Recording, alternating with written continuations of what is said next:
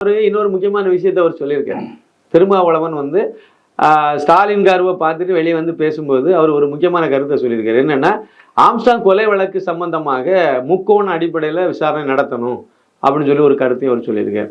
முக்கோண அடிப்படையில் அவர் சொல்லக்கூடிய விவகாரம் என்னன்னா, ஆம்ஸ்டாங் கொலை அதுக்கு பிறகு ஆருத்ரா, அப்புறம் வந்து பாஜக.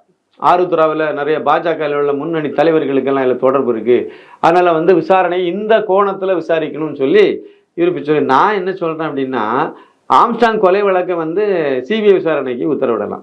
உண்மையான குற்றவாளி நீங்கள் வெளியே கொண்டு வரணும்னு நினச்சிங்கன்னா அப்போ தான் வெளியே வருவாங்க. இல்லைன்னா இந்த தமிழக போலீஸாரங்க வந்து கொலையை மறைக்கணும்னு நினைக்கிறாங்க, குற்றவாளிகளை பாதுகாக்கணும்னு நினைக்கிறாங்க. கண்டிப்பாக வெளியே வராது. அப்போ நீங்கள் வந்து அதுக்கு சிபிஐ விசாரணை வச்சா தான் வரும். இல்லை உண்மையான குற்றவாளி இவங்களா யார் இருப்பாங்கன்னு நான் சொல்லும்போது என்னென்னா, அந்த இடத்துல முக்கியமான இடத்துல ஒரு சந்தேகத்துக்கு இடமான இடத்துல இருக்கக்கூடியது திருமாவளவன். ஏன் நான் வந்து அப்படி சொல்கிறேன் அப்படின்னா, ஆம்ஸ்டாங் கொலை செய்யப்பட்டார். ஆனால் அவர் வந்து என்ன மாதிரிப்பட்ட அரசியலை முன்னெடுத்துட்டு போனார்? அதாவது அந்த அதாவது குறிப்பாக பறையர் சமுதாயத்தில் உள்ள இளைஞர்கள் எல்லாம் படித்து முன்னேறணும்னு சொல்லி அவர் படிக்க வச்சார். நிறைய பேரை படிக்க வச்சு லாயர் ஆக்குனாரு, நிறைய பேரை டாக்டராக படிக்க உதவி பண்ணார், இன்னும் என்ஜினியராக படிக்கிறது உதவி பண்ணார். இப்படி எல்லாம் படிக்கிறதுக்கு தான் அவர் முக்கியத்துவம் கொடுத்து எல்லாமே பண்ணிட்டு வந்தார். ஆனால் இந்த பக்கம் நீங்கள் பார்த்தீங்க அப்படின்னா, திருமாவளவன் என்ன மாதிரியான அரசியலை முன்னெடுத்துட்டு போறாரு? அந்த சமுதாய மக்கள், அதை பறையர் சமுதாயத்தை உள்ள இளைஞர்களை வந்து அவர் என்ன செய்யறாரு? ஒருத்த மேல 10 வழக்காவது இருக்கணும்னு சொல்றாரு, 10 எஃப்ஐஆராவது இருக்கணும்னு சொல்றாரு. அவன் தான் விடுதலை சிறுத்தைகளுடைய உண்மையான தொண்டன் அப்படிங்கிறார். அதுல 3 வழக்கு வந்து கொலை கேஸா இருக்கணுமா, 3 எஃப்ஐஆர் கொலை கேஸா இருக்கணுமா? அப்படின்னா அவர் எப்படி ரவுடிகளை உருவாக்கிட்டு இருக்காரு?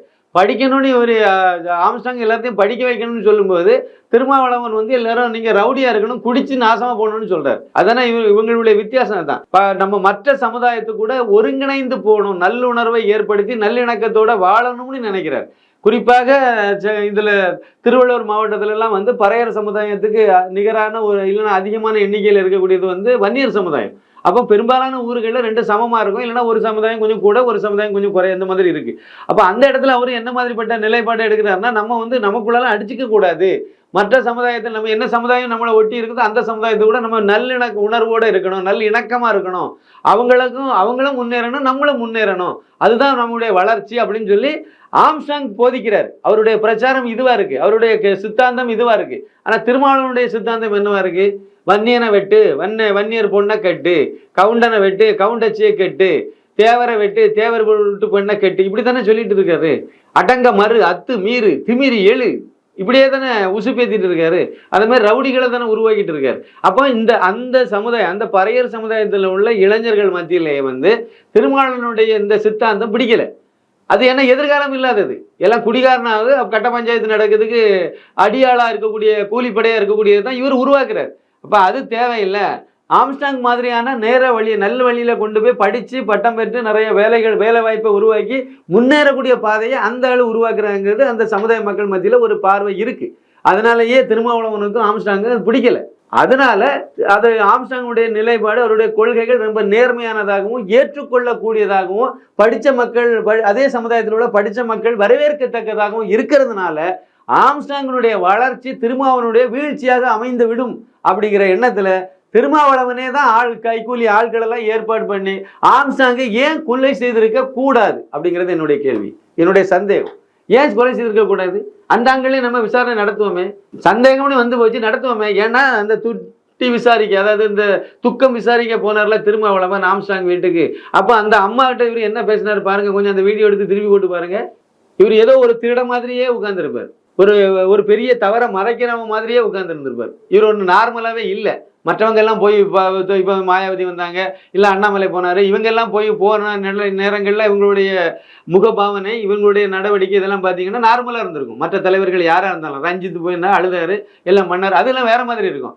திருமாவளவன் மட்டும் ஒரு பெக்குலியராக ஒரு வித்தியாசமான இதில் நம்ம கவனிக்க முடிஞ்சுது. அதை காரணம் என்ன அப்படின்னா, எனக்கு அதில் சந்தேகம் இருக்குது. அவர் தான் செய்தாருங்கிறத ஒன்று நான் பக்கத்துல இருந்து பார்க்கல, அது வேற. அவர் ஏன் செய்திருக்க கூடாது? ஏன்னா சித்தாந்த ரீதி அவர் தான் எதிராக இருக்கு. அதனால அதையெல்லாம் மூடி மறைச்சு திசை திருப்பி விடுறதுக்கு தான் ஆருத்ரா ஏற்கனவே ஒரு பிளான் போட்டிருக்காங்கல்ல. ஆருத்ரா அதில் வந்து ஆற்காடு சுரேஷ். அப்போ ஆற்காடு சுரேஷுக்கும் இவருக்கும் முன்விரோதம் இருக்குது, ஆம்ஸ்டாங்குக்கும். அப்போ அந்த முன்விரோதத்தினால அவர் கொலை செய்யப்பட்டார். அதனால தான் செய்யப்பட்டாரா இல்லைன்னு நமக்கு தெரியாது. அவர் கொலை செய்யப்பட்டார், அதுக்கு இந்த முன்விரோதம் தான் ஒரு காரணம். அது வந்து எது சம்பந்தமான வழக்கு அப்படின்னா அது வந்து ஆருத்ரா சம்பந்தப்பட்ட பிரச்சனை. அப்போ ஆருத்ரா பிரச்சனையில் இவங்க எல்லாம் வந்து இதில் ஈடுபட்டிருக்காங்க. அப்போ வந்து இந்த திட்டத்தை வகுத்த ஆட்களே, கூலிப்படையை ரெடி பண்ணவங்களே, முதலாவது இதை வந்து எந்த நாள் பண்ணணும், சுரேஷ் இறந்த நாள் இல்லை சுரேஷ் பிறந்த நாள் அப்படி ஒரு நல்ல நாளை அதில் லிங்க் பண்ணிடணும். அதே மாதிரி இந்த கூலிப்படையில் ஒரு ஆளாக யாரை முன்னிலைப்படுத்தணும், அது வந்து ஆற்காடு சுரேஷுடைய தம்பி பாலாங்கிறவரை உள்ளே கொண்டு வந்துடணும். அப்போ கன்ஃபார்மாக இந்த ட்ராக்கில் போயிட்டுன்னு சொல்லிடணும். இதை போலீஸுக்காரங்களை வச்சு செய்தியை கொடுக்க வைக்கணும். கரெக்டாக எல்லாம் கொடுத்துட்டாங்க.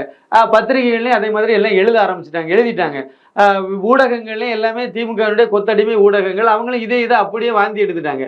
அப்போ இது அவ்வளோ உண்மையும் கூட.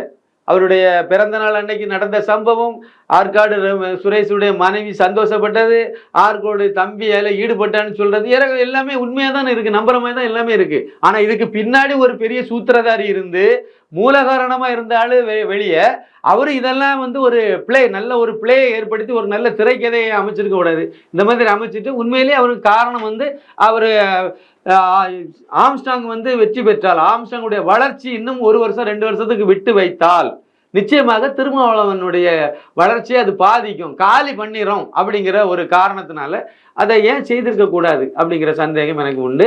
நிச்சயமாக இதுதான் நடந்திருக்கும்னு நான் நம்புறேன். அதனால இன்னொரு காரணம்